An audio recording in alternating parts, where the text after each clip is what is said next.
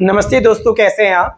मेरा नाम निशान स्वराज हुआ और आप देख रहे हैं रोजगार का जुगाड़ चैनल, जहां सरकारी नौकरी का मिलता है सबसे आसान और सबसे बेहतरीन तरीका।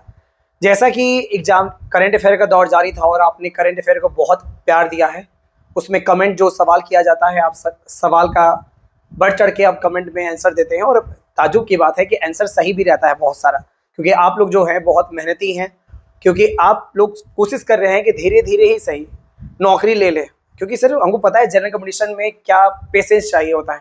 10 साल से इस फील्ड में है, क्योंकि बहुत लोग को हम हार मानते देखे हैं। तो हमेशा याद रखिए, हार मानने में और हार होने में बहुत ज़मीन आसमान का अंतर है। एक इंसान हार मान लेता है और एक इंसान हार जाता है फिर भी हार मानता नहीं है। तो हारने में और हार मान लेने में बहुत अंतर है। इसीलिए हार गए हैं तो कोई बात नहीं, लेकिन हार कभी मानना नहीं है, हार कभी नहीं मानना है। जनरल कंपटीशन आपको बहुत मौका देगी और अभी आपके पास सुनहरा अवसर है कि बहुत सारा वैकेंसी आपके सामने है, चाहे वो इंटर लेवल हो, चाहे वो ग्रेजुएशन लेवल हो। तो मेरा इस चैनल के माध्यम से यही कोशिश रहेगा कि आपको जल्द से जल्द ऐसा कंटेंट प्रोवाइड किया जाए जो आपको कम समय में सरकारी नौकरी तक पहुंचाया जाए। इसीलिए इस चैनल का नाम भी है रोजगार का जुगाड़, क्योंकि जुगाड़ आम लोग आमतौर पर इस्तेमाल करते हैं जब इंसान हर जगह हार जाता है, लॉन्ग प्रोसेस में हार जाता है, तो उसको शॉर्टकट के लिए कुछ शब्द का प्रयोग करना हो तो जुगाड़ का प्रयोग किया जाता है। इसीलिए और आपका मंगलवार से बिहार टारगेट बैच स्टार्ट हो रहा है। हाँ, आपने सही सुना, मंगलवार से टारगेट बैच स्टार्ट हो रहा है, जिसमें बिहार का पहले मैप कराया जाएगा ए टू जेड। बिहार में जितना भी 38 जिला है, 38 जिला का बॉर्डर, नदी से लेकर मिट्टी से लेकर जलवायु से लेकर खनिज संसाधन तक, जो अभी तक नहीं हुआ है या हुआ है ऑनलाइन में, वो ऑनलाइन इतिहास का सबसे बेहतरीन क्लास होने जा रहा है। ये बात तो हम श्योर बता सकते हैं, क्योंकि अगर आपके पास यूट्यूब का साधन है तो मेरे पास यूट्यूब का साधन है। हम भी बहुत कम मैच करके देखते हैं कि किस यूट्यूब में क्या अच्छा है क्या बुरा है, उसके बाद हम अपना मटेरियल तैयार करते हैं ताकि वो जो मटेरियल बने वो बेस्ट बने। इसीलिए बस आपको अगर जज करना है तो परसों जज करने के लिए तैयार रहें। परसों बेहतरीन बिहार लेवल का कोई भी एग्जाम का क्लास अपडेट स्टार्ट हो जाएगा आपका, और उसमें पहले स्टार्ट करेंगे बिहार स्पेशल, फिर बिहार हिस्ट्री, फिर बिहार ज्योग्राफी, फिर बिहार पॉलिटी, उसके बाद हिस्ट्री ज्योग्राफी सब स्टार्ट करेंगे। तो उम्मीद करते हैं आपको समझ में आया होगा।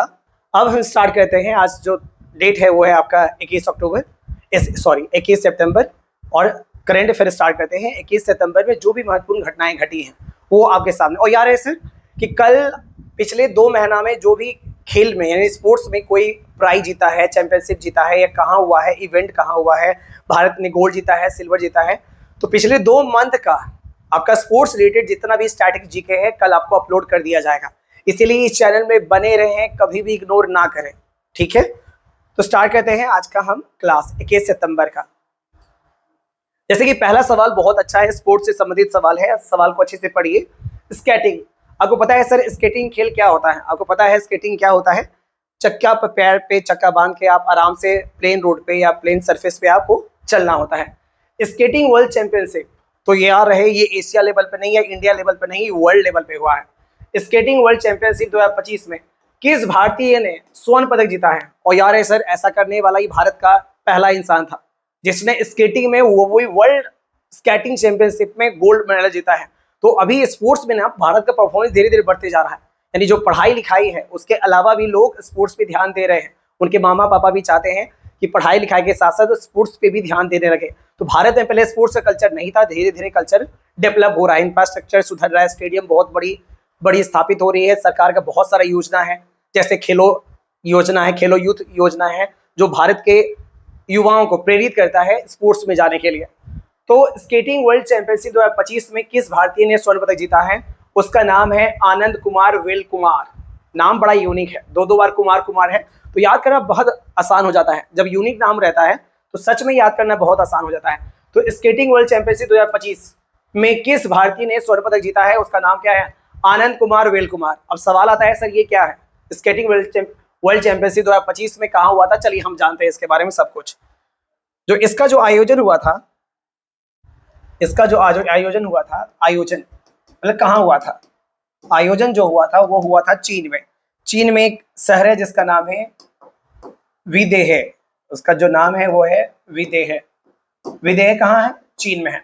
तो चलिए, स्केटिंग वर्ल्ड चैंपियनशिप 2025 का आयोजन कहाँ हुआ? विदेह, चीन में। और यार है सर, इसने जो जीता है आपका, जैसे स्केटिंग जो होता है वो 500 मीटर का भी होता है, 100 मीटर का भी होता है, 1000 मीटर का भी होता है। जैसे क्रिकेट में T20 भी होता है, टेस्ट भी होता है, वनडे भी होता है। तो 10 ओवर का भी मैच होने लगा है। तो उसी तरह तो ये स्केटिंग वर्ल्ड चैंपियनशिप 2025 में ये स्वर्ण पदक जीते हैं। तो स्केटिंग जो था वो कितना दूरी वाला था, तो आराम से याद रखते हैं, वो उसका नाम था स्पीड स्केटिंग 100 मीटर, यानी 1 किलोमीटर मान के चलते हैं। जाहिर सी बात है सर, अगर 1 किलोमीटर का है तो आप स्पीड ही चलना पड़ेगा, क्योंकि स्केटिंग में बहुत फास्ट चलता है, जो उसका व्हील चक्का रहता है। तो स्पीड स्केटिंग 1000 मीटर का था। तो उम्मीद करते हैं आपको याद रहेगा कि स्केटिंग वर्ल्ड चैंपियनशिप 2025 में किस भारतीय ने स्वर्ण पदक जीता। तो यार है सर, स्वर्ण पदक जीता तो हम लोग के लिए आनंद वाली बात है। अगर आनंद वाली बात है तो नाम भी क्या है, आनंद कुमार है। तो आनंद कुमार वेल कुमार किस में जीता, 100 मीटर में जीता। किस में जीता, 100 मीटर में जीता। ये कहाँ हुआ था, तो ये हुआ था विदेह चीन में। कहाँ हुआ था, विदेह चीन में। तो उम्मीद करते हैं ये सवाल आपको समझ में आया होगा। चलिए अब बढ़ते हैं अगले सवाल की ओर। अगर आपको देखना है तो आराम से इसको देख ले, स्क्रीनशॉट लेना है स्क्रीनशॉट ले ले। चलिए अब आगे हम बढ़ते हैं, अब आगे हम बढ़ते हैं। हाँ, आपको पहले ही बोले थे सर कि भारत में स्पोर्ट्स कल्चर बढ़ रहा है, भारत में स्पोर्ट्स कल्चर बढ़ रहा है। सरकार की तरफ से भी कई सारी योजनाएं, कई सारे बड़े बड़े स्टेडियम का निर्माण किया जा रहा है। तो पहला सवाल में जो बोले थे, दूसरा सवाल में देखिए, सवाल अपने आप आ गया। भारत का सबसे बड़ा स्पोर्ट्स कॉम्प्लेक्स, भारत का सबसे बड़ा, ये वर्ल्ड लेवल या एशिया लेवल नहीं, ये इंडिया लेवल का बात किया जा रहा है। भारत का सबसे बड़ा स्पोर्ट्स कॉम्प्लेक्स का उद्घाटन कहाँ किया गया है, सबसे बड़ा। देखिए सर, स्पोर्ट्स मतलब तो खेल हो गया, इतना तो समझ में आ गया, स्पोर्ट्स मतलब खेल हो गया। कॉम्प्लेक्स मतलब क्या हो गया, कॉम्प्लेक्स मतलब हो गया कि जहां पर एक से अधिक खेल वहां आयोजन किया जाता है। जैसे वहां पे स्विमिंग हो जाएगा, जैसे वहां रनिंग हो जाएगा, जैसे वहां इंडोर गेम, जैसे इंडोर गेम में आपका बैडमिंटन हो गया, वॉलीबॉल हो गया, कबड्डी हो गया, इंडोर गेम हो गया। और आउटडोर गेम जैसे आपका क्रिकेट हो गया, फुटबॉल हो गया, ये सब आउटडोर गेम है। तो कॉम्प्लेक्स मतलब होता है कि जहां पर एक से अधिक खेल का आयोजन किया जा सकता है, उसे कहते हैं कॉम्प्लेक्स। चलिए फिर से सवाल करते हैं, भारत का सबसे बड़ा स्पोर्ट्स कॉम्प्लेक्स का उद्घाटन कहाँ हुआ है, ऑप्शन प्लीज। तो ऑप्शन आपके सामने 4 नजर आ रहा है। गुरुग्राम हरियाणा में है, पानीपत भी हरियाणा में है, नोएडा यूपी में है, और अहमदाबाद। सोचिए, अब सोचिए कि आखिरकार इन चारों में कौन ऐसा शहर है जो काफी चर्चाओं में रहता है, हमेशा चर्चाओं में रहता है, और वहाँ स्टेडियम भी इंडिया का सबसे बड़ा है। चलिए आपको वो एक हिंट देते हैं, वहाँ इंडिया का वर्ल्ड का सबसे बड़ा क्रिकेट स्टेडियम है, नरेंद्र मोदी क्रिकेट स्टेडियम। तो चलिए आपको समझ में आ गया होगा कि इसका आंसर है जो होगा वो होगा अहमदाबाद। इसका जो आंसर होगा, यहीं पर दुनिया का सबसे बड़ा स्टेडियम, खासकर विशेषकर क्रिकेट स्टेडियम में है। ठीक है, 1,20,000 प्लस वहां इंसान बैठ सकता है एक बार में। तो अहमदाबाद गुजरात में है। चलिए इसके बारे में जानते हैं कि आखिरकार सबसे बड़ा जो स्पोर्ट्स कॉम्प्लेक्स वो कितना बड़ा है, कितना लागत से बना है, क्या उसका नाम है, सब कुछ। और उससे जानने की कोशिश करते हैं क्या उस जो आंसर होगा उसके अलावा भी कोई सवाल बन सकता है। तो हाँ, आज मॉडर्न इंडिया का बहुत अच्छा टॉपिक पढ़ने जा रहे हैं। तो सबसे बड़ा स्पोर्ट्स कॉम्प्लेक्स का जो नाम है उसका नाम है वीर सावरकर स्पोर्ट्स कॉम्प्लेक्स। इसका नाम क्या है, Veer Savarkar sports complex, sports complex. और जगह का नाम आपको पता चल ही गया है, जगह का नाम है अहमदाबाद, अहमदाबाद। तो याद रखिएगा। तो अगर सवाल आता है कि भारत का सबसे बड़ा जो स्पोर्ट्स कॉम्प्लेक्स अहमदाबाद में उद्घाटन किया गया है नरेंद्र मोदी के द्वारा, उसका नाम क्या था, उसका नाम है वीर सावरकर स्पोर्ट्स कॉम्प्लेक्स। अगर देखा जाए, इसका पूरा वर्णन देखा जाए तो चलिए, लागत लगा है इसको बनाने में, लागत लगा है 825 करोड़, 825 करोड़। और टोटल जो एरिया है, यानी क्षेत्रफल है, कि अगर एशिया इंडिया का सबसे बड़ा है तो जगह भी होना चाहिए, वो है 21 एकड़ का। वो क्या है, 21 एकड़ का है। तो चलिए ठीक है, सबसे बड़ा स्पोर्ट्स कॉम्प्लेक्स का नाम क्या है, Veer Savarkar sports complex Ahmedabad. Total लागत कितनी लगी है, वो है 825 करोड़ लगी है। क्षेत्रफल कितना, वो है 21 एकड़ में फैला हुआ है, 21 एकड़ में। और उम्मीद करते हैं सर ये जो व्यक्ति हैं, इसका नाम आप लोग सुने होंगे, खासकर बीजेपी अपना आइडल मानती है। बीजेपी सरकार जो है वो बहुत अपना आइडल मानती है, हिंदूवादी सोच जो बीजेपी रखती है उसका हिंदूवादी कहा जाता है। सर हिंदूवादी सोच का बहुत बड़े समर्थक थे कौन, वीर सावरकर। इसीलिए बीजेपी जो है उन बहुत इज्जत करती है, किसका, वीर सावरकर का। इज्जत करने का सबसे बड़ा उदाहरण तो यही है कि भारत का सबसे बड़ा जो स्पोर्ट्स कॉम्प्लेक्स है उसका नाम क्या है, वीर सावरकर है। अब सवाल आता है थोड़ा बहुत वीर सावरकर से जो सवाल आता है, क्या उसको हम पढ़ सकते हैं, तो हाँ उसको हम पढ़ सकते हैं, बहुत अच्छी ढंग से पढ़ सकते हैं कि वीर सावरकर से और क्या क्या सवाल बन सकता है। और कौन कौन सवाल बन सकता है, एकदम प्यारा प्यारा सवाल बनता है। तो चलिए अब हम देखते हैं वीर सावरकर से क्या क्या सवाल बन सकता है। चलिए, वीर सावरकर ने पहले एक इन्होंने पुस्तक लिखी, वीर सावरकर ने एक पुस्तक लिखी। आपको पता है सर 1857 के विद्रोह को भारत का प्रथम स्वतंत्रता संग्राम किसने घोषित किया था? वो है वीर सावरकर ने। फिर से बताते हैं, 1857 के विद्रोह को पहली बार किस व्यक्ति ने भारत का प्रथम स्वतंत्रता संग्राम बताया था? उसका नाम है वीर सावरकर। क्योंकि इन्होंने 1857 के विद्रोह पर एक पुस्तक लिखी, 1857 के विद्रोह पर एक पुस्तक लिखी, और पुस्तक का नाम है the Indian war of independence, war of independence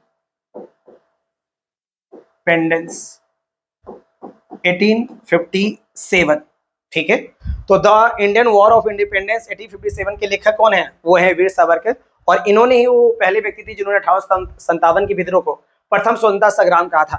और इन्होंने 1904 में एक संगठन बनाया था, 1904 में एक संगठन बनाया था ताकि लोग इससे जुड़े और अंग्रेजों के प्रति हम लोग युद्ध कर पाए।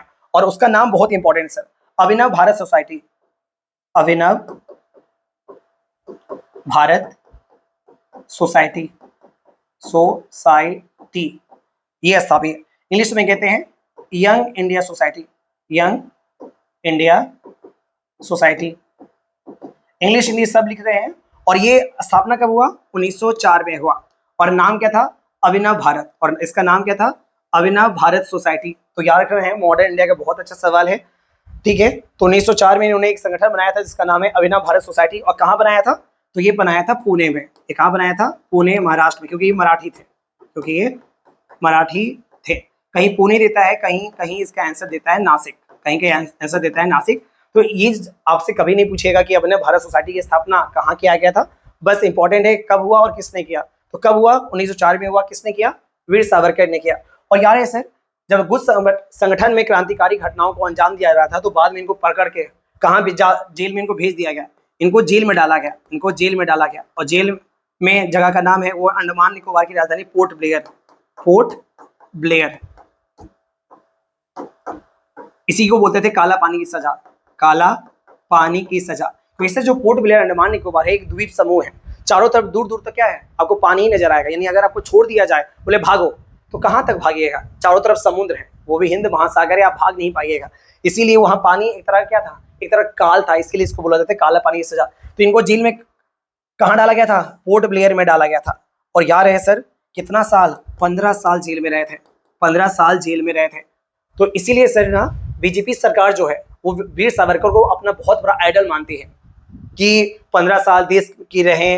बीजेपी कांग्रेस का कहना है कि वो उन्होंने माफी मांगा था, उन्होंने माफी मांगा था।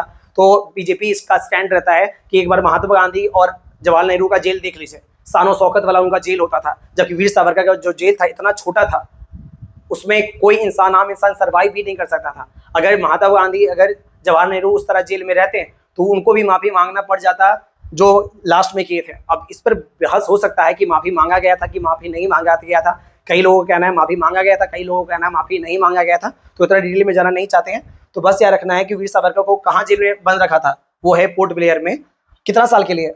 15 साल के लिए इनको जेल में रखा गया था। और कहा जाता है सर, बाद में नए मोदी जब प्रधानमंत्री बने तो पोर्ट ब्लेयर का जब एयरपोर्ट बना, तो पोर्ट ब्लेयर का एयरपोर्ट का नाम क्या है? Veer Savarkar international airport. देखिए कितना प्यारा नाम है।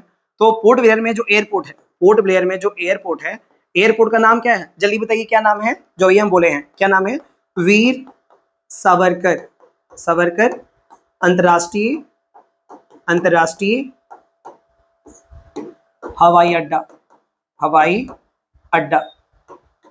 तो यार है सर, भारत में वीर सावरकर अंतरराष्ट्रीय हवाई अड्डा कहाँ पे है? तो आपको बोलना है क्या? अंडमान निकोबार की राजधानी पोर्ट ब्लेयर। और पोर्ट ब्लेयर में ही क्यों है? क्योंकि इनको काला पानी की सजा अंग्रेजों ने दिया था। कहाँ पर?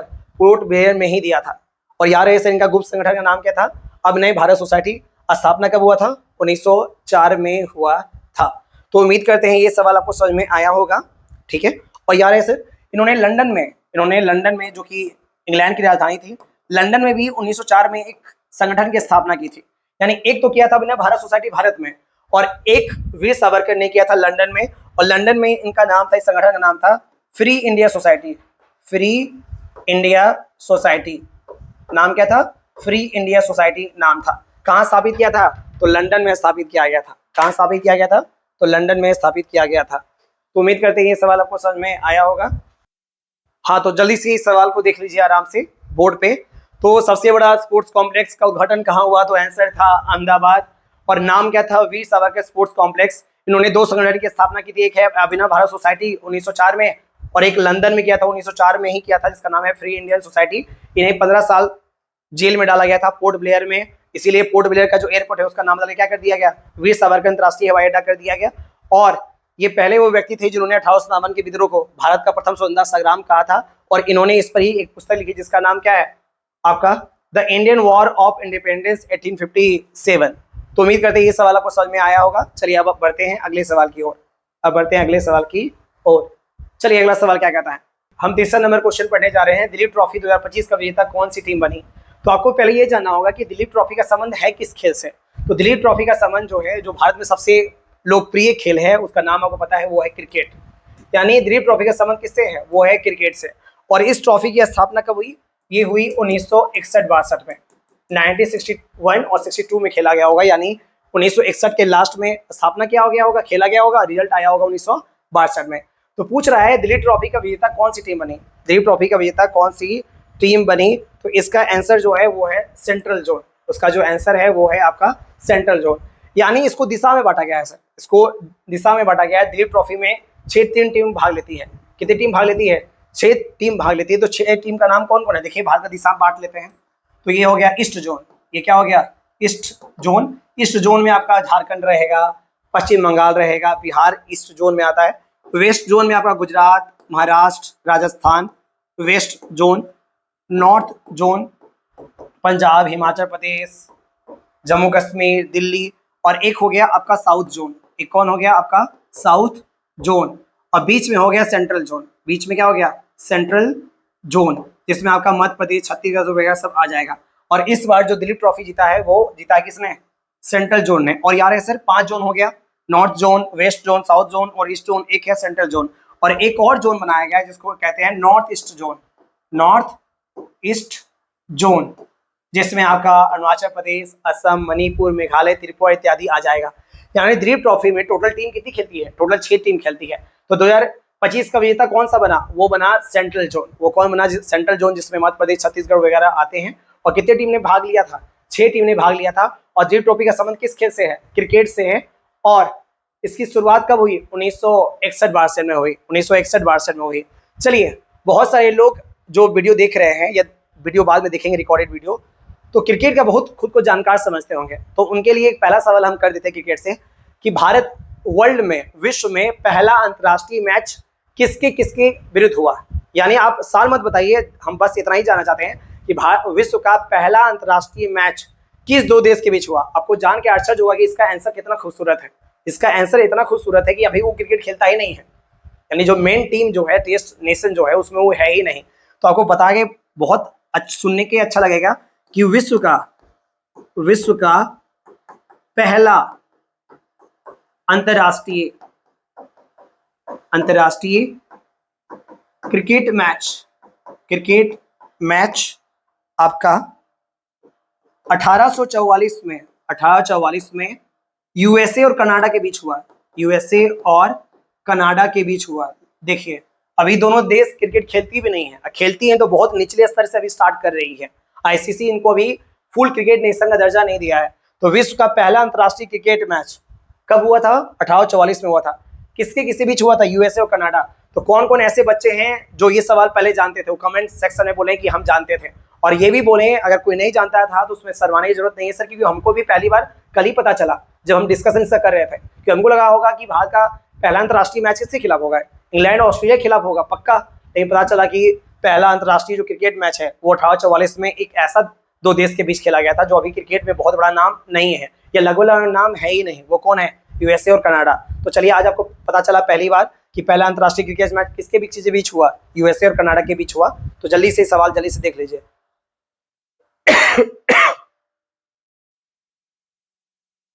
ठीक है, तो चलिए हम आगे बढ़ते हैं। अब सवाल है आचार्य देवव्रत।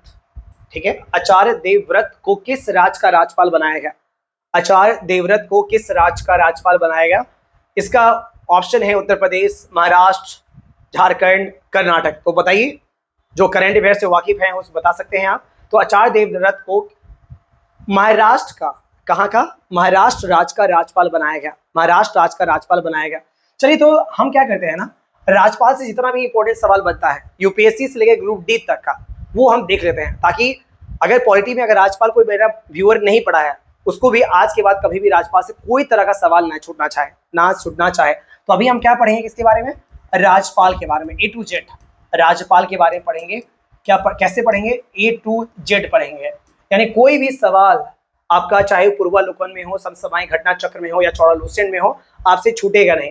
तो हम पढ़ने जा रहे हैं राज्यपाल के बारे में, जितना भी संविधान में अनुच्छेद है, जितना ही प्रावधान है, सब कुछ। तो स्टार्ट करते हैं। चलिए, स्टार्ट होता है अनुच्छेद 153 से। अनुच्छेद हम डाल देते हैं, सब में अनुच्छेद पूरा डाल देते हैं। अनुच्छेद 153 कहता है कि भारत में सभी राज्यों में एक राज्यपाल का पद होगा। राज्यपाल का पद, राज्यपाल का पद। मेंशन ए पोस्ट नेम गवर्नर। तो प्रत्येक राज्य में एक राज्यपाल का पद होगा। किस अनुच्छेद के तहत गठन किया गया? अनुच्छेद 153 के तहत गठन किया गया। चलिए, अब आते हैं अनुच्छेद 154 पे। अब आते हैं अनुच्छेद 154 पे।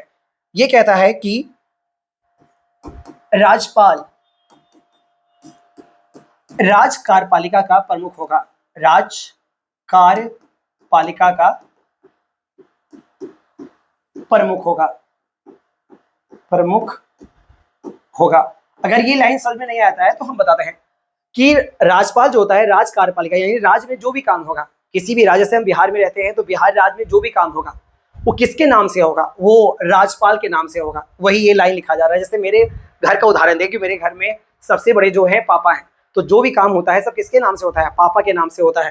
तो अनुच्छेद 154 कहता है कि राज्यपाल राज्य कार्यपालिका क्या होता है? प्रमुख होता है, या राज्य का प्रथम नागरिक होता है। याद रखना है, राज्य का प्रथम नागरिक भी राज्यपाल ही होता है। राज्य का प्रथम नागरिक राज्यपाल होता है, राज्यपाल होता है। तो याद रहेगा आपको कि किस अनुच्छेद के तहत राज्यपाल राज्य कार्यपालिका प्रमुख होता है, अर्थात राज्य का प्रथम नागरिक होता है, अर्थात राज्य में जो भी काम होते हैं सब राज्यपाल के नाम से होते हैं, जिस तरह देश में सारा काम राष्ट्रपति के नाम से होता है। चलिए, हम आगे अनुच्छेद पढ़ते हैं। अनुच्छेद 155, अनुच्छेद 155, राज्यपाल की नियुक्ति, राज्यपाल की नियुक्ति। तो बताइए, राज्यपाल की नियुक्ति का संबंध किस अनुच्छेद से है? वो अनुच्छेद 155 है। और कौन करता है जल्दी बताइए? वो है राष्ट्रपति के द्वारा, राष्ट्रपति के द्वारा। तो चलिए, याद हो गया कि राज्यपाल की नियुक्ति किसके द्वारा की जाती है? राष्ट्रपति द्वारा। ये बच्चा जानता है, लेकिन जो नहीं जानता है वो है अनुच्छेद। तो सर, अनुच्छेद तो आपको याद रखना ही पड़ेगा कि राज्यपाल की नियुक्ति राष्ट्रपति के द्वारा की जाती है। किस अनुच्छेद के तहत? अनुच्छेद 155 के तहत। और हम आगे बढ़ते हैं, अनुच्छेद 156। चलिए, अब जानते हैं अनुच्छेद 156। ये कहता है राज्यपाल का कार्यकाल, राज्यपाल का कार्यकाल। अब ये क्या है?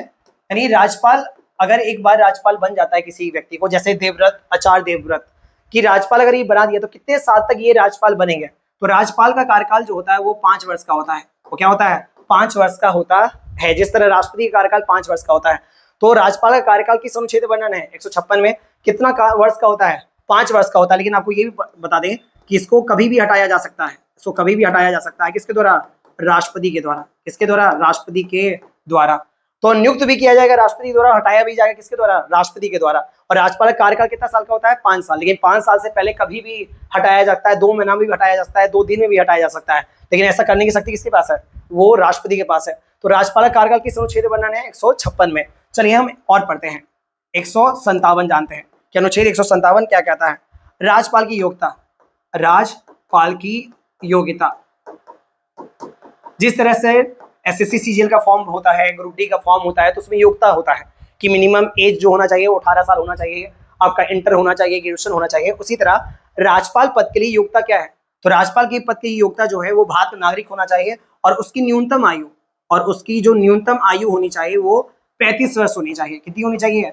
35 वर्ष होनी चाहिए। बस यही योग्यता है कि भारत का नागरिक होना चाहिए, उसकी न्यूनतम आयु कितनी? 35 वर्ष होनी चाहिए, और अधिकतम का कोई सीमा नहीं। अधिकतम का कोई सीमा का अर्थ नहीं, इसका तात्पर्य क्या है किसी को राष्ट्रपति 80 साल में भी राज्यपाल बना सकते हैं, 90 साल में बना सकते हैं, 95 साल में भी बना सकते हैं, यानी अधिकतम कोई योग्यता नहीं है। न्यूनतम कितना है? न्यूनतम 35 साल है। तो राज्यपाल की योग्यता का वर्णन किस अनुच्छेद में है? तो आपको पहले ही बोल दिए सर, आज की डेट में राज्यपाल का योग्यता 100 में 99 बच्चा जानता है कि न्यूनतम आयु कितनी होनी चाहिए? 35 वर्ष। हाँ, तो 100 में मात्र 2 से 3 बच्चा जानता है किस अनुच्छेद के तहत, तो वही 2 से 3 बच्चा का नौकरी लगेगा। जो एक्स्ट्रा सवाल जानेगा तो वही नौकरी आज की डेट में लेगा, बस इतना ही आपको करना होता है। चलिए, तो 157 में क्या हो गया? राज्यपाल की योग्यता। अब आते हैं 158, अब आते हैं अनुच्छेद 158 में। तो अनुच्छेद 158 कहता है राज्यपाल की शर्तें। राज्यपाल की शर्तें, अब ये क्या है सर? राज्यपाल की शर्तें ये क्या है? नया चीज है। राज्यपाल की शर्तें मतलब जैसे कि मेरा बिहार दरोगा हो जाता है, तो दरोगा शर्त ये है कि दरोगा रहते हुए आप बिहार एसएससी सीजीएल जो है वो ज्वाइन नहीं कर सकते हैं, क्योंकि एक साथ आप 2 पद धारण नहीं कर सकते हैं। तो इसका भी यही है कि राज्यपाल अगर राज्यपाल रहेगा तो ना तो मुखिया रह सकता है, ना ही किसी राज्य का मुख्यमंत्री रह सकता है, ना ही विधानसभा, लोकसभा, राज्यसभा सदस्य रह सकता है। अगर आप राज्यसभा के सदस्य हैं तो आपको राज्यपाल से क्या देना पड़ेगा? इस्तीफा देना पड़ेगा। माने चले कोई मेरा जो व्यूअर है ग्रुप डी का फॉर्म भरा, उसका ग्रुप डी हो गया, ग्रुप डी मजबूरी में किया क्योंकि अभी उसका कोई नौकरी अच्छा नहीं लगा है।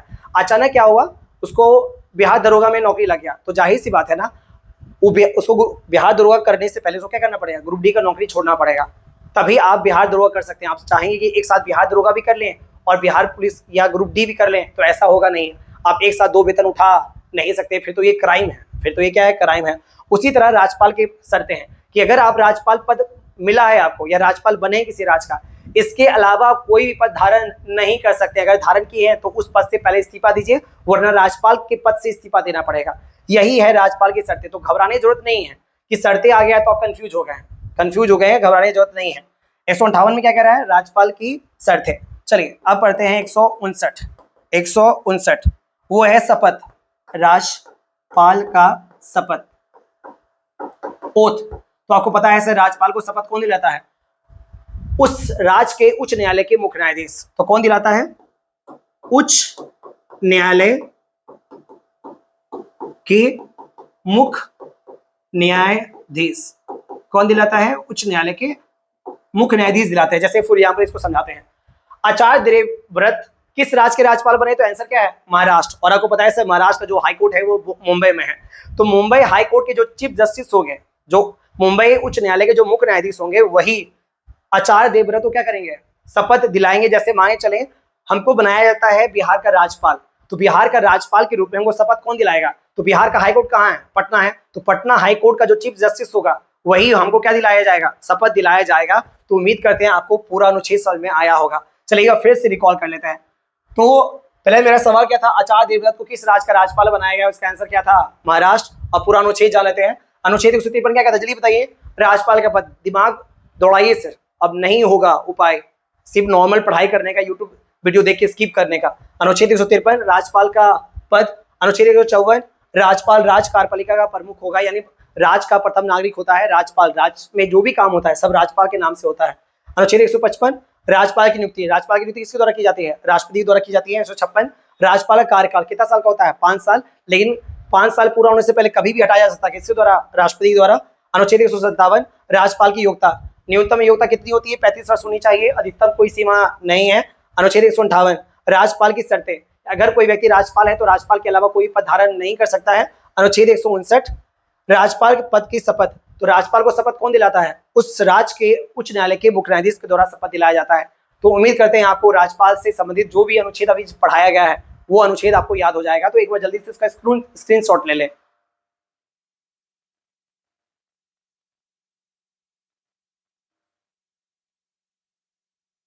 चलिए आगे बढ़ते हैं। हाँ, अब सवाल क्या है? वर्ल्ड बम्बू डे, विश्व बांस दिवस कब मनाया जाता है? विश्व बांस दिवस बहुत यूनिक सवाल है सर, क्योंकि हम लोग शारीरिक अंग से तो बनाते ही हैं, प्रकृति से ही बनाते हैं। आपका जल दिवस बनाते हैं, पर्यावरण दिवस बनाते हैं, हार्ट डे बनाते हैं, किडनी डे बनाते हैं, कैंसर डे बनाते हैं। तो यहाँ पर एक है क्या? बांस। बांस आपको पता है सर, ये एक पेड़ नहीं, एक प्रकार क्या है? घास माना गया है। भारत सरकार के अनुसार जो बांस है वो एक क्या है? घास की कैटेगरी में आता है। तो बांस जो है वो लकड़ी नहीं, भारत सरकार के नजर में वो क्या है? वो घास है। तो विश्व बांस दिवस कब मनाया जाता है? तो इसका जो आंसर है वो है आपका 18 सितंबर। इसका जो आंसर है वो क्या है? 18 सितंबर। तो विश्व बांस दिवस कब मनाया जाता है? 18 सितंबर को मनाया जाता है।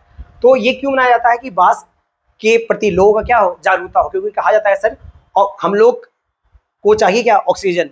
और हम लोग छोड़ते क्या है? Carbon dioxide. और कार्बन डाइऑक्साइड किसके द्वारा लिया जाता है? वो पेड़ पौधा के लिए लिया जाता है। तो बांस जो है आम पेड़ पौधा से कहीं ज्यादा इफेक्टिव है वायुमंडल से कार्बन डाइऑक्साइड लेने के लिए। इसीलिए ज्यादा से ज्यादा अगर बांस का पेड़ होगा तो पर्यावरण क्या होगा? शुद्ध होगा, साफ होगा। इसीलिए, और ऊपर से क्या है, व्यवसायिक दृष्टिकोण से भी बांस बहुत इंपॉर्टेंट है। बांस का बहुत सारा चीज बनता है, टोकरी बनता है, वाटर बोतल बनता है, थैला बनता है, बहुत कुछ बनता है। तो लोगों को बांस के प्रति जागरूकता फैलाने के लिए विश्व बांस दिवस मनाया जाता है हर साल। कब? 18 सितंबर को। और आपको बता दें कि दुनिया में सबसे ज्यादा जो बांस होता है, सबसे ज्यादा बांस का जो प्रोडक्शन होता है, वो कौन सा राज्य है? वो है असम। तो दुनिया में सबसे ज्यादा बांस का जो उत्पादन होता है वो कहाँ होता है? वो असम में होता है। और बांस क्या है? बांस एक तरह का घास है। और भारत में पता है सर, बांस को क्या बोला जाता है? हरित सोना। क्या बोला जाता है?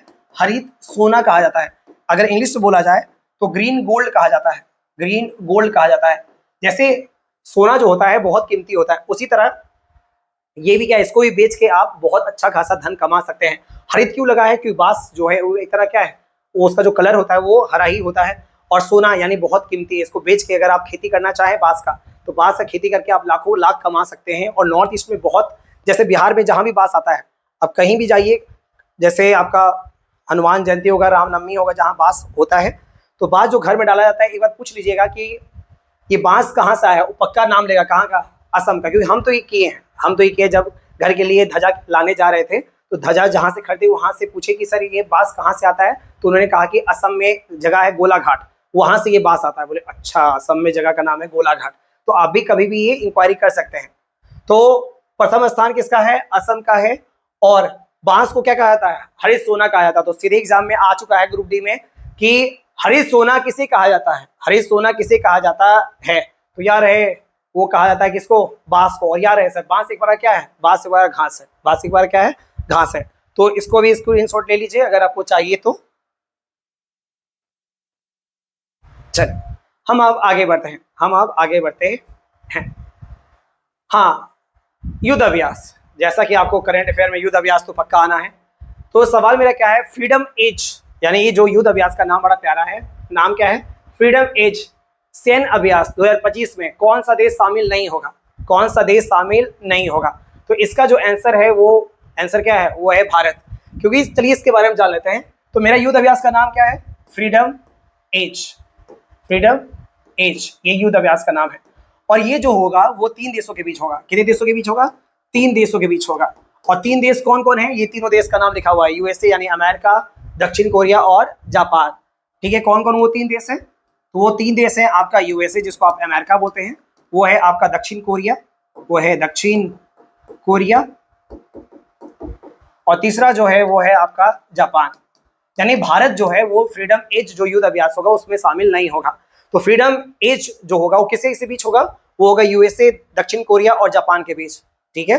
और सवाल मेरा क्या था कि कौन सा देश शामिल नहीं होगा? तो आंसर क्या है? भारत। तो चलिए हम देखते हैं कि भारत का यूएसए से जो युद्ध अभ्यास होता है उसका नाम क्या है, भारत का दक्षिण कोरिया से जो युद्ध अभ्यास होता है उसका नाम क्या है, भारत का जापान के साथ जो युद्ध अभ्यास होता है उसका नाम क्या है। और जो यार है सर, जो यूट्यूब में नहीं जुड़े हैं, तो युद्ध अभ्यास का प्रॉपर एक वीडियो डाला गया है, आप आराम से प्लेलिस्ट जाइए या प्रॉपर वीडियोज में डालिए, वीडियोज में ऑल क्लिक कीजिएगा तो आपको नीचे से दूसरा या तीसरा नंबर पे आपको मिलिट्री एक्सरसाइज करवाया गया है, जितना भी इंपॉर्टेंट है, जितना भी इंपॉर्टेंट है। तो भारत और यूएसए, भारत और यूएसए के बीच कौन कौन युद्ध अभ्यास है, कौन कौन सा युद्ध अभ्यास है, हम यहाँ पर लिख देते हैं ताकि जो मेरा व्यूअर है उसका रिवीजन हो जाए और जिसको नहीं पता है वो जान ले। तो भारत और यूएसए के बीच है, पहला लिख देते हैं tiger triumph, tiger triumph, Triumph. चलिए थोड़ा सा लिख देते हैं अच्छे से, क्या है? Tiger Triumph. अगला जो है वो है व्रज प्रहार, व्रज प्रहार। अगला जो है वो है युद्धाभ्यास, बस नाम ही यही है, युद्धाभ्यास। तो युद्ध अभ्यास किसके बीच है? भारत और यूएसए के बीच है। अगर और एक देखा जाए तो टाइगर क्लॉ, टाइगर क्लॉ। तो 4 युद्ध अभ्यास हो गया, कौन कौन? टाइगर ट्रम्प, वज्र प्रहार, युद्ध अभ्यास और टाइगर क्लॉ। किसी के बीच? भारत और यूएसए के बीच। चलिए भारत और जापान के बीच देखते हैं, भारत और जापान के बीच, भारत और जापान के बीच देखते हैं क्या नाम है। इसका नाम है धर्म गार्जियन। इसका जो नाम है वो क्या है? धर्म गार्जियन नाम है, बहुत प्यारा नाम है, धर्म गार्जियन। तो यार आगे सर, भारत और जापान के बीच जो युद्ध अभ्यास उसका नाम क्या है? धर्म गार्जियन। भारत यूएसए के बीच है 4, टाइगर ट्रायम्फ, वज्र प्रहार, युद्ध अभ्यास और चौथा का नाम है आपका क्या है? Tiger claw.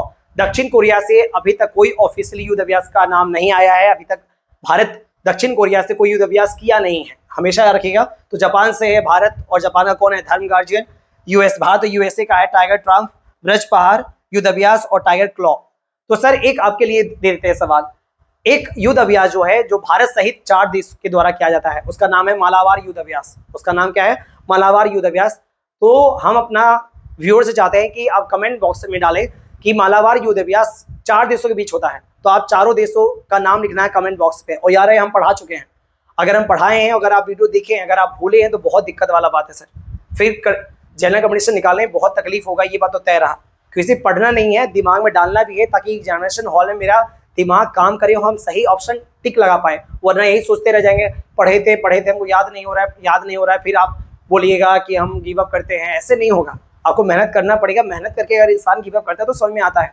यहाँ बिना तैयारी का एग्जाम देने आता है, बोताम से नहीं होगा भाई, उसी से नहीं होगा भाई जो पूरा 100% दिया है। जो नहीं दिया है वो कैसे बोल सकता है कि मेरे से नहीं होगा? अब किए ही नहीं, इसलिए नहीं होगा। इसीलिए युद्ध अभ्यास आपको जानना है हर हाल में, और आपको कमेंट सेक्शन में जवाब देना है कि मालाबार युद्ध अभ्यास 4 देशों के बीच हुआ था, वो चारों देशों का नाम क्या था। ये आज का सवाल है जो आपको कमेंट बॉक्स में जवाब देना है। तो जल्दी से इस सवाल को देख लीजिए, जल्दी से इस सवाल को देख लीजिए, देख लिए। अब हम आगे बढ़ते हैं, अब हम आगे बढ़ते हैं। हाँ, न्यायमूर्ति एम सुंदर को, न्यायमूर्ति एम सुंदर को किस राज्य के उच्च न्यायालय का मुख्य न्यायाधीश नियुक्त किया गया है? न्यायमूर्ति यानी जस्टिस, पूरा नाम है एम सुंदर को किस राज्य के उच्च न्यायालय के मुख्य न्यायाधीश की नियुक्ति किया गया है? ऑप्शन मणिपुर, मिजोरम, गोवा, उड़ीसा। तो इसका जो आंसर है वो है मणिपुर। इसका जो आंसर है मणिपुर है, यानी मणिपुर हाईकोर्ट के नए मुख्य न्यायाधीश बने हैं, वो एम सुंदर बने हैं, वो एम सुंदर बने हैं। और यार ऐसे मणिपुर उच्च न्यायालय की स्थापना 2013 में हुई थी। मणिपुर उच्च न्यायालय की स्थापना कब हुई थी? 2013 में। और 2013 में सर 3 हाईकोर्ट बना था, 2013 में 3 हाईकोर्ट बना था। चलिए हम 13 का नाम सब कुछ लिख देते हैं। वो है एक मणिपुर, वो है आपका मेघालय, मेघालय, और एक है त्रिपुरा, एक है त्रिपुरा। यानी तीनों उच्च न्यायालय, तीनों उच्च न्यायालय का जो निर्माण हुआ था या गठन हुआ था वो हुआ था 2013 में, वो है 2013 में। और विश्वास मानिए 2021 में जब बीपीएससी सवाल आया था, उसमें बीपीएससी पता है सवाल पॉलिटी में क्या पूछा था? 2013 में किस राज्य में उच्च न्यायालय की स्थापना नहीं की गई थी? 2013 में। सोचिए कितना डिटेल से सवाल आया था। हार्ड सवाल नहीं है सर, हार्ड इसीलिए क्योंकि आप पढ़े नहीं है, इसीलिए। जैसे मैंने रोटी बनाना मेरे लिए हार्ड है, सच में हार्ड है, बहुत के लिए तो बहुत आसान है रोटी बनाना। 10 मिनट में 3 रोटी, 4 रोटी, 5 रोटी 15 मिनट में, आधा घंटा बना के तैयार हो जाता है। लेकिन हमको रोटी बनाना नहीं आता है, तो क्या सच में रोटी हार्ड बनाना है? नहीं, हमको आता नहीं है, इसीलिए वो हार्ड है। उसी तरह ये सवाल उस समय जो बीपीएससी दिया होगा उसको आया नहीं, इसीलिए उसके लिए क्या है? हार्ड है। बाहर निकल के बोलेगा इस बार क्वेश्चन बहुत हार्ड आया था, बहुत हार्ड आया था। सर ऊपर से ऊपर कब तक आप पढ़िएगा। तो मणिपुर उच्च न्यायालय की स्थापना 2013, मेघालय का भी 2013 और त्रिपुरा का भी 2013। तो याद रखना है सर, बीपीएससी ने सवाल पूछा था किस राज्य के उच्च न्यायालय की स्थापना 2013 में नहीं हुई थी, तो इतने छोड़ के जो भी होगा वही आंसर होगा। तो मणिपुर, मेघालय, त्रिपुरा सबका जो हाई कोर्ट स्थापना हुआ है वो कब हुआ है? 2013 में हुआ। लेकिन आप चलिए एक सवाल आपको पता है, जैसे बिहार का हाई कोर्ट है पटना में, पटना हाई कोर्ट में केवल किसका है? बिहार का है। झारखंड हाई कोर्ट है रांची में, रांची में जो केस आता है हाई कोर्ट में केवल कहाँ आता है?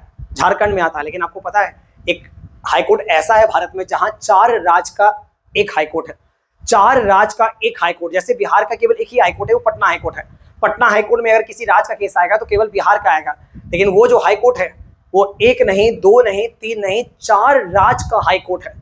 तो आप एग्जाम में सवाल आता है सर्वाधिक राज्यों वाला हाई कोर्ट का नाम क्या है? सर्वाधिक राज्यों का हाई कोर्ट का नाम क्या है? वो है गुवाहाटी। वो कौन है? गुवाहाटी नाम है उच्च न्यायालय, गुवाहाटी उच्च न्यायालय। गुवाहाटी उच्च न्यायालय की स्थापना जो हुई थी वो हुई थी 1948 में। वो कब हुई थी? 1948 में। और यहाँ कितने राज्यों का हाई कोर्ट है? 4 राज्य का। यानी 4 राज्य का नागरिक को अगर हाई कोर्ट में केस करना है तो गुवाहाटी हाई कोर्ट में ही जाएगा। अब सवाल आता है वो 4 राज्य का नाम क्या क्या है? तो पहले आपको पता है सर गुवाहाटी किस राज्य में आता है? असम में आता है, तो असम तो होगा ही। यानी असम की जो राजधानी दिसपुर है वहां हाई कोर्ट नहीं है। असम का जो हाई कोर्ट है वो कहाँ है? गुवाहाटी में है। और कौन कौन सा है तो देखते हैं। असम के बाद है अरुणाचल प्रदेश। असम के बाद कौन है? अरुणाचल प्रदेश। और उसके बाद जो है वो है आपका मिजोरम, मिजोरम और नागालैंड। और कौन है? नागालैंड। तो सर याद है सर सर्वाधिक राज्यों वाला हाईकोर्ट कौन है? गुवाहाटी। कभी भूलना नहीं है। कब स्थापना हुआ? 1948 में स्थापना हुआ। और कितने राज्यों का है? 4 राज्य का है। कौन कौन? असम, अरुणाचल प्रदेश, मिजोरम, नागालैंड। फिर से बोल रहे हैं, असम, अरुणाचल प्रदेश, मिजोरम और नागालैंड। सर आपको याद रहेगा तो प्लीज आप विश्वास मानिए, ये सवाल बहुत बार एग्जाम में आता है और बच्चा फंस जाता है। वो अगर रटना चाहे तो स्पीड से रट सकता है कि सर्वाधिक राज्यों वाला हाईकोर्ट कौन सा है, वो गुवाहाटी। लेकिन अगर पूछ दिया कि किस राज्य का हाईकोर्ट नहीं है या किस राज्य का हाईकोर्ट है, तब वहां को समझ में आता है कि डिटेल से पढ़ना कितना जरूरी है। और आपको ये पॉलिटी का इंपॉर्टेंट टॉपिक पढ़ाया जा रहा है कहाँ? करंट अफेयर में। इसीलिए बोला जाता है करंट अफेयर में इंटरेस्ट जागना पड़ेगा, क्योंकि करंट अफेयर में सिर्फ करंट अफेयर नहीं, आपका हिस्ट्री, ज्योग्राफी, पॉलिटिक्स सब आ जाता है। तो 4 राज्य में कौन कौन? असम, अरुणाचल प्रदेश, मिजोरम और नागालैंड। जल्दी से इस सवाल को देख लीजिए। तो मेरा सवाल क्या था? न्यायमूर्ति एम सुंदरम किस राज्य के उच्च न्यायालय का मुख्य न्यायाधीश बनाया गया है? उसका नाम क्या है? मणिपुर। जल्दी इसी सवाल को देख लिया जाए। पीडीएफ इसका भेज दिया जाएगा सर। जो नए जुड़े हैं उसको बता देते, टेलीग्राम में चैनल का नाम यही है, रोजगार का जुगाड़, तो आपको भेज दिया जाएगा। चलिए अब आते हैं अगला सवाल। अब आते हैं अगला सवाल। हाँ, तो आपको पता है सर बांस, अभी थोड़ी देर पहले पढ़े कि विश्व बांस दिवस कब मनाया जाता है? 18 सितंबर को मनाया जाता है। और पता है सर जनरल कम्युनिकेशन ना बहुत स्मार्ट तरीके से निकाला जाता है, घंटों पढ़ के नहीं निकाला जाता है। इसका सबसे अच्छा उदाहरण क्या है? दो एक क्वेश्चन में देखिए, एक क्वेश्चन में गौर से देखिए, एक क्वेश्चन में देखिए, क्वेश्चन में क्या था? विश्व बांस दिवस कब मनाया जाता है? 18 सितंबर। और यार सर बांस के उत्पादन में भारत का प्रथम राज्य कौन है? असम। ठीक है, प्रथम राज्य कौन है? असम। अब ये सवाल गौर से देखिए, अब ये सवाल गौर से देखिए और आप बोलिए कि जनरल कम्युनिकेशन में करंट अफेयर निकलना सच में बहुत मुश्किल है। सवाल पढ़िए। भारत का पहला बांस आधारित एथेनॉल संयंत्र, यानी जहां एथेनॉल बनाया जाएगा, जहां पेट्रोल के साथ एथेनॉल या डीजल के साथ एथेनॉल भी डाला जाएगा। एथेनॉल संयंत्र, संयंत्र कहते हैं इंग्लिश में प्लांट। ठीक है, जैसे एनटीपीसी का प्लांट होता है, पानी का प्लांट होता है, उसी तरह जो फैक्ट्री होता है उसको हम लोग बोलते हैं संयंत्र, इंग्लिश में बोलते हैं प्लांट। भारत का पहला बांस आधारित इथेनॉल किस राज्य में स्थापित किया जाएगा? तो बताइए कि भारत में बांस उत्पादन प्रथम राज्य कौन है? तो वो है आपका असम।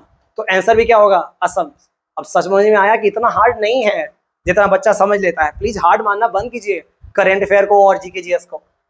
ठीक है, तो इसका आंसर क्या है? असम। बताइए असम क्यों है? क्योंकि बांस के उत्पादन में प्रथम राज्य कौन है? वो असम ही है। और असम में कहाँ किया गया तो बताते हैं, नुमालीगढ़। नुमालीगढ़ एक वाइल्ड रिफाइनरी है सर। नुमालीगढ़ जो है वो आपका रिफाइनरी है। रिफाइनरी मतलब जहां पर कच्चा तेल को पेट्रोल, एथेनॉल, डीजल बनाया जाता है, उसे कहते हैं रिफाइनरी। उसे क्या कहते हैं? रिफाइनरी कहते हैं। नुमालीगढ़, जगह का नाम क्या है? गोलाघाट। गोलाघाट। गोलाघाट कहाँ? असम में। तो ये वही जगह है, गोलाघाट ही है, जहां पर भारत का पहला बांस आधारित इथेनॉल, यानी अब जो इथेनॉल, जो पहले इथेनॉल क्या होता था कि पेट्रोल डीजल से निकलता था, लेकिन भारत सरकार ने क्या किया, बांस जो है, बांस का आपको पता है सर, बांस एक तरह क्या है? एक पौधा है। और आपको पता है सर पौधा का जो पहला परत होता है, पौधा का जो पहला परत होता है, फर्स्ट लेयर, उसे हम लोग क्या कहते हैं? सेल वॉल कहते हैं। उसे क्या कहते हैं? सेल वॉल कहते हैं। हिंदी में कहते हैं कोशिका भित्ति। कोशिका भित्ति कहते हैं इसको हम लोग बोलते हैं, इंग्लिश में क्या बोलते हैं? सेल वॉल बोलते हैं। तो यार है सर, और यार है सर मानव में सेल वॉल नहीं पाया जाता है, इसीलिए देखिए मेरा देखिएगा पुश हो रहा है, आराम से पुश हो रहा है, जबकि आम का पेड़, शीशम का पेड़ को आप ऐसे उंगली दबाइए तो दबेगा नहीं, क्योंकि उसका सख्त होता है। सख्त इसलिए होता है क्योंकि उसमें क्या पाया जाता है? सेल वॉल पाया जाता है, और हम लोग में सेल वॉल पाया नहीं जाता, इसीलिए सॉफ्ट या मुलायम होता है, आसानी से दबाया जा सकता है। तो पौधा का जो पहला परत होता है वो उसे कोशिका भित्ति कहते हैं, और कोशिका भित्ति का निर्माण जो होता है वो सेल्यूलोज से होता है। होता है सेल्यूलोज से, सेल्यूलोज से होता है। और यार ऐसे बांस का जो पहला परत है जो सेल्यूलोज है, सेल्यूलोज से ही बनाया जाएगा क्या? एथेनॉल बनाया जाएगा। एथेनॉल बनाया जाएगा, यानी भारत सरकार का कहना है क्योंकि सर आपको पता है सर भारत सरकार का सबसे ज़्यादा जो पैसा खर्च होता है किसी चीज़ को खरीदने में वो क्या है, कच्चा तेल। दुबई से, रशिया से, इराक से, ईरान से सबसे ज़्यादा तेल जो होता है वो भारत में आयात होता है। तो भारत सरकार का कहना है कि पेट्रोल डीजल में हमको आत्मनिर्भर बनना पड़ेगा, और आत्मनिर्भर बनने के लिए हमको कुछ ना कुछ एक्स्ट्रा दिमाग लगाना पड़ेगा जो कोई सोच ना पाए। तो भारत सरकार के वैज्ञानिक ने पाया कि बांस के पौधा से जो उसका पहला जो परत होता है जो इसे कोशिका भित्ति कहते हैं, और कोशिका भित्ति का निर्माण किससे होता है, सेलुलोज से। तो सेलुलोज से हम लोग क्या बना सकते हैं, एथेनॉल बना सकते हैं, एथेनॉल बना सकते हैं। तो उम्मीद करते हैं ये सवाल आपको समझ में आया होगा कि बांस से कैसे एथेनॉल तैयार होगा। तो बांस का जो पहला परत है कोशिका भित्ति किससे बनता है, सेलुलोज से बनता है। तो सेलुलोज को ही वैज्ञानिक तरीके से प्रोसेस करके अब क्या बनाया जाएगा, एथेनॉल बनाया जाएगा। तो भारत का पहला बांस आधारित एथेनॉल किस राज्य में स्थापित किया गया, असम में किया गया। रिफाइनरी का नाम क्या था, नुमालीगढ़, नुमालीगढ़ रिफाइनरी जगह का नाम क्या था, गोलाघाट, असम। और यार सर पौधे का या प्लांट का कोशिका भित्ति का निर्माण किससे होता है, सेलुलोज से होता है। तो चलिए आज का सवाल, एक और सवाल हम देते हैं आपके एग्जामिनर के पॉइंट ऑफ व्यू से। आपको बताना है भारत का पहला ऑयल रिफाइनरी कब स्थापित किया गया था और कहाँ स्थापित किया था। फिर से बोलते हैं हम, भारत का पहला तेल शोधक कारखाना कहाँ स्थापित किया गया था और किस वर्ष स्थापित किया गया था। ये सवाल आपको कमेंट बॉक्स में देना ही होगा। 2 सवाल आपको बताए हैं कमेंट बॉक्स पे, तो उम्मीद करते हैं ये सवाल आपको समझ में आया होगा। तो आराम से सवाल पढ़ लें कि भारत का पहला बांस आधारित एथेनॉल संयंत्र कहाँ स्थापित किया गया, वो है असम, जगह का नाम है नुमालीगढ़ रिफाइनरी, गोलाघाट, असम में है। और कैसे होगा आपको हम ये पूरा प्रोसेस बता दिए हैं। तो चलिए आज जो हम करंट अफेयर पढ़ाए हैं जल्दी से एक बार क्विक रिवीजन कर लेते हैं, जल्दी से क्विक रिवीजन कर लेते हैं ताकि माइंड में एक बार और बैठ जाए, माइंड में एक बार और बैठ जाए। स्केटिंग वर्ल्ड चैंपियनशिप 2025 में किस भारतीय ने स्वर्ण पदक जीता, उसका नाम है आनंद कुमार वेल कुमार। ठीक है, केवल इसमें आंसर देखेंगे। भारत का सबसे बड़ा स्पोर्ट्स कॉम्प्लेक्स का उद्घाटन कहाँ हुआ, वो है अहमदाबाद में। चलिए, दिलीप ट्रॉफी का विजेता कौन सी टीम बनी, वो है सेंट्रल जोन। चलिए ठीक है, आगे। आचार्य देवव्रत को किस राज्य का राज्यपाल बनाया, वो है महाराष्ट्र। विश्व बाघ दिवस कब मनाया जाता है, 18 सितंबर को। चलिए अगला सवाल, फ्रीडम एज सेना युद्ध अभ्यास में कौन सा देश शामिल नहीं होगा, वो है आंसर भारत। अगला, न्यायमूर्ति एम सुंदर को किस राज्य के उच्च न्यायालय का मुख्य न्यायाधीश नियुक्त किया गया है, उसका आंसर है मणिपुर। और लास्ट, भारत का बांस आधारित एथेनॉल संयंत्र कहाँ स्थापित किया, वो है असम में। तो प्लीज आप बताएं सर, बहुत मेहनत करते हैं आप लोग के लिए, ठीक है। और बिहार स्पेशल बैच जो मंगलवार से स्टार्ट हो रहा है उसको ज्वाइन करना ना भूले हो, और ज़्यादा से ज़्यादा शेयर करें सर। वो भारत के किसी भी कोने में हो, अगर उसको सरकारी नौकरी की जरूरत है और चाहता है जो क्लास है केवल व्यू उसका ज़्यादा ना हो, एग्जाम में आने का संभावना उससे प्रबल हो, तो प्लीज़ शेयर करें, लाइक करें, सब्सक्राइब करें, और आज क्लास कैसा लगा बिल्कुल कमेंट करें। तो आइए से यहीं समाप्त हुई, धन्यवाद।